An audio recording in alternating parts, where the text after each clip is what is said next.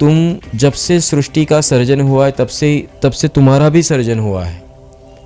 कितने युग बीत गए, फिर भी आज आप जन्मे हुए हो, मतलब कि जन्म मरण के चक्कर में ही हो, मतलब कि तुम्हारी मुक्ति नहीं हुई है, ये हकीकत है। दूसरी एक बात बताता हूँ कि जैसे कहा जाता है कि आपको अगर मकान लेना है तो आपको कुछ किश्त लोन के लिए भरनी पड़ेगी एडवांस। इस तरह से मनुष्य जन्म ऐसा है कि कई युगों का पुण्य जब संचित होता है तथा इस जन्म का भी पुण्य जब आप संचित करते हो और बाद में आपने तहे दिल से जब कहीं सच्ची पुकार की हुई होती है परमात्मा को, तब जाकर आपको ये मनुष्य अवतार मिलता है। ये गैम्बलिंग है। उसमें आपने आपका अब तक के जितने भी युगों का आपने पुण्य को डिपॉजिट रखकर ये मनुष्य का दाव खेला है। इस दाव के अंदर आपको अपनी आत्मा के अंदर परमात्मा को एनी हाउ प्रकट करना ही पड़ेगा, अदरवाइज ये जन्म चला जाएगा, अगेन 84 के चक्कर में जाना पड़ेगा। ये जो भी बातें कहता हूँ वो शास्त्रीय अलग अलग धर्मों में कही हुई कॉमन बात है।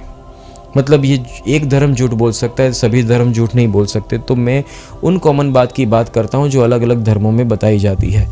तो यही चीज़ को मद्देनज़र रखते हुए मैं कहता हूँ कि क्यों ना हम इसी जन्म के अंदर ही परमात्मा को मिल ही ले। और मिलना कोई गलत थोड़ी है, ये तो सबसे ऊंचा काम है।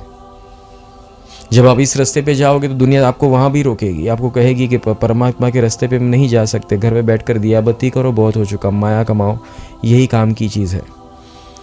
कुछ लोग कहते हैं कि अगर ईश्वर निराकार है तो फिर आकार में कैसे मिले, और ईश्वर अगर आकार में तो निराकार में कैसे मिले। पर ईश्वर तो जो है वो आकार और निराकार दोनों जगह है। और जब तुम सचमुच में उसको मिलने के लिए जब तड़प जाओगे तो वो साकार में आएगा। पर शायद वो तुम्हारी आंख होनी चाहिए समझने की या पहचानने की। तो वो आकार, निराकार और साकार सब जगह है, शायद तुम्हारे अंदर भी है, तो वो हर जगह मौजूद है। किसने कहा माया में वो नहीं है, परंतु कहने का मतलब है कि हर जगह ईश्वर होना उसकी एक परिभाषा है। हर एक ईश्वर में है, पर ईश्वर सब जगह नहीं।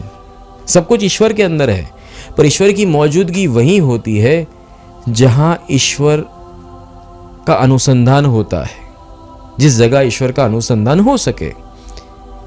तो कहने का मतलब वो होता है कि सब कुछ ईश्वरमयी होता है, परंतु हर एक ईश्वर, जैसे कि मैं कहता हूं कि दुर्योधन के अंदर ईश्वर था क्या? पर उसने मार दिया था? नहीं, उसने अपने अंदर रहे हुए ईश्वर को खुद ने मार डाला।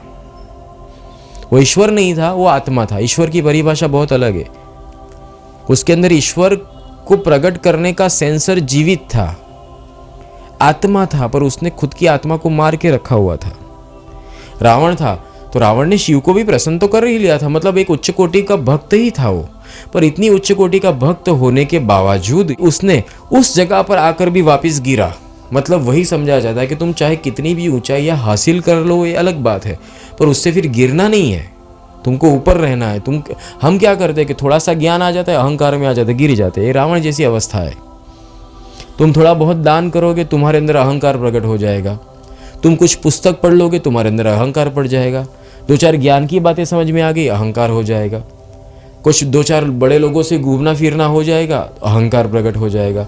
मतलब हम और हर एक अलग अलग चीज़ों के बलबूते से अहंकार ही प्रकट कर लेते हैं बस।